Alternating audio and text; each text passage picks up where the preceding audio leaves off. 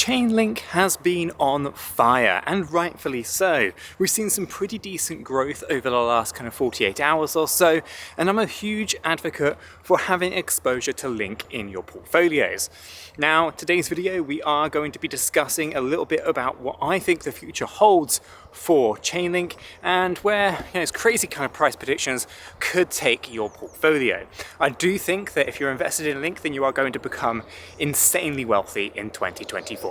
Let's roll that intro and get right down into it.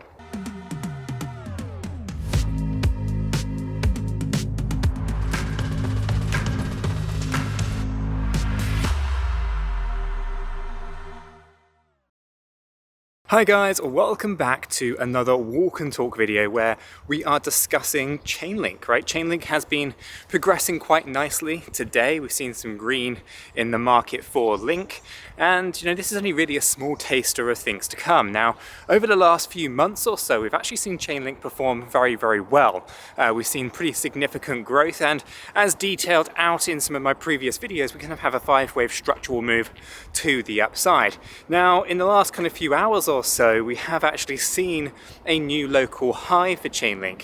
This, I think, is actually a part of a bigger correction that I think is coming. So although it's great to see great price movements to the upside, some great green candles taking out some of those local highs, I do believe they are going to be short-lived, and we are going to have ourselves a huge opportunity in front of ourselves. I think we're going to be able to see some great accumulation for Chainlink over the next couple of months, in line with my Bitcoin predictions and the rest of the crypto market. There's a few things happening in the real world that unfortunately are not as bullish as many retail investors actually want the market to be.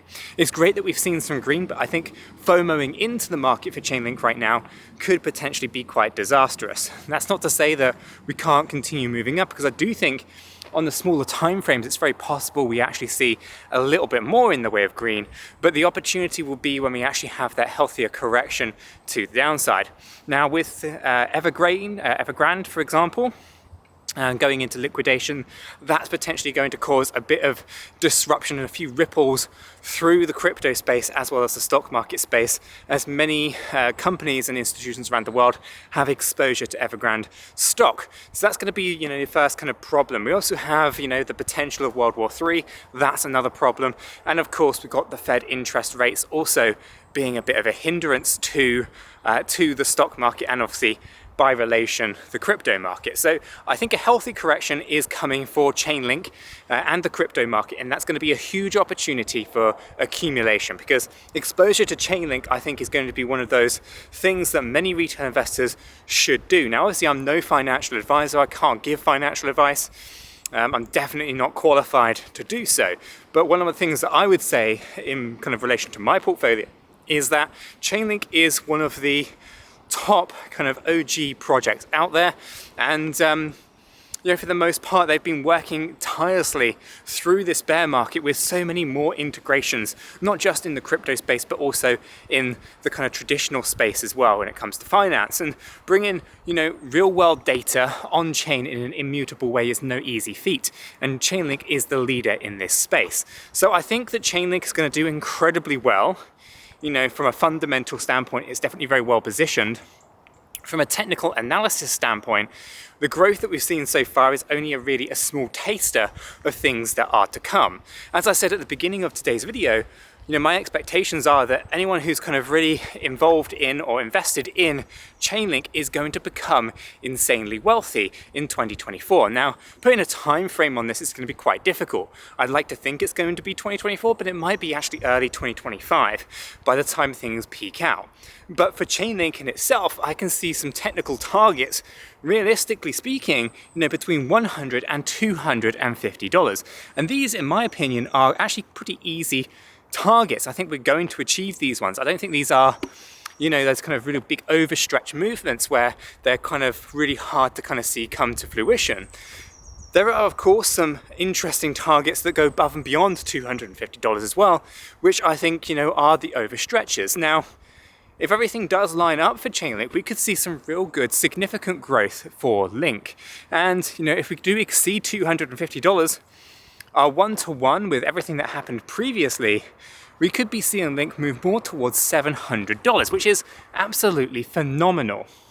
Specifically if you were accumulating around $6, $7 or so last year, which I think for the most part many people were able to take advantage of, specifically in our membership platform over at CC. Now if you haven't already checked that out, there's a link to our membership site down below where we had detailed out great accumulation zones on many projects, including Chainlink.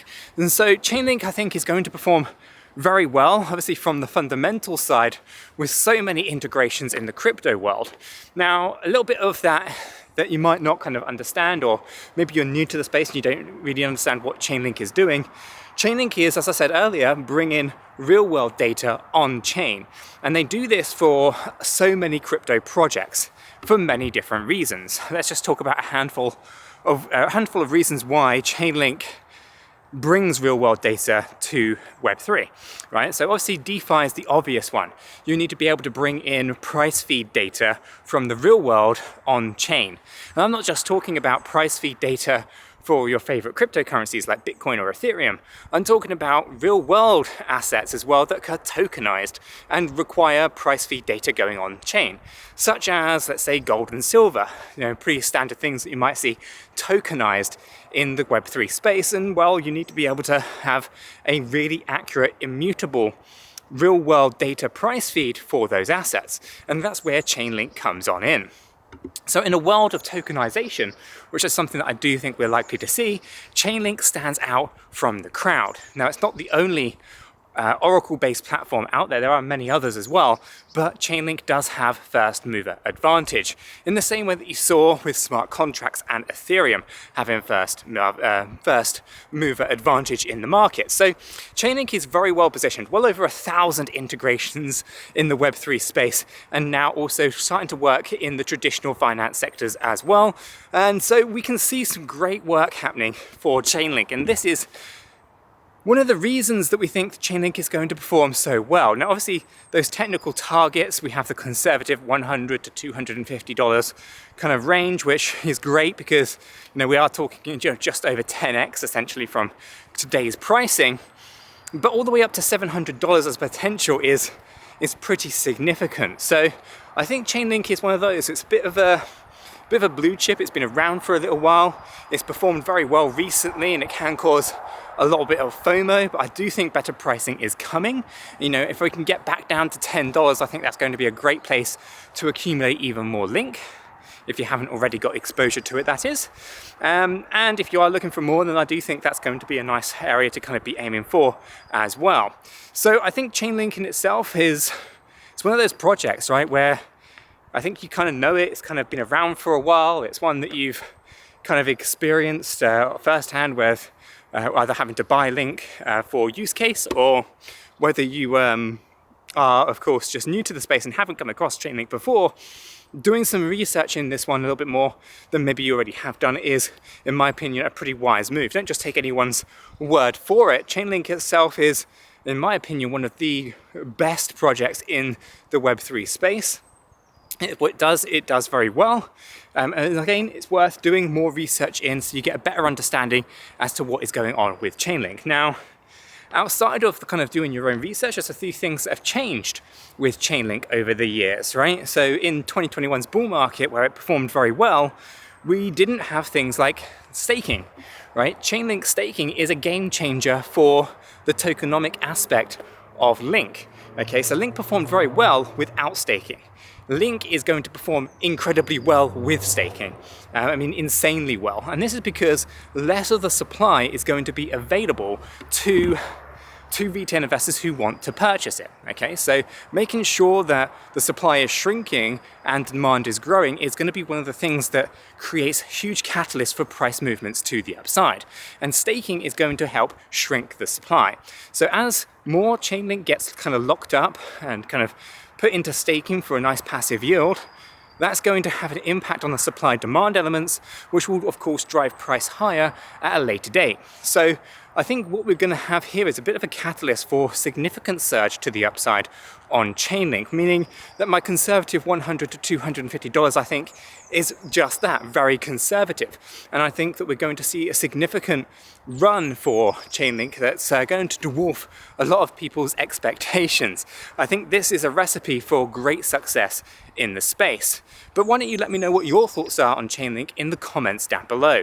And why don't you check out this video here where I'm discussing what I think is really important news and one thing that I think you absolutely must do in the crypto space.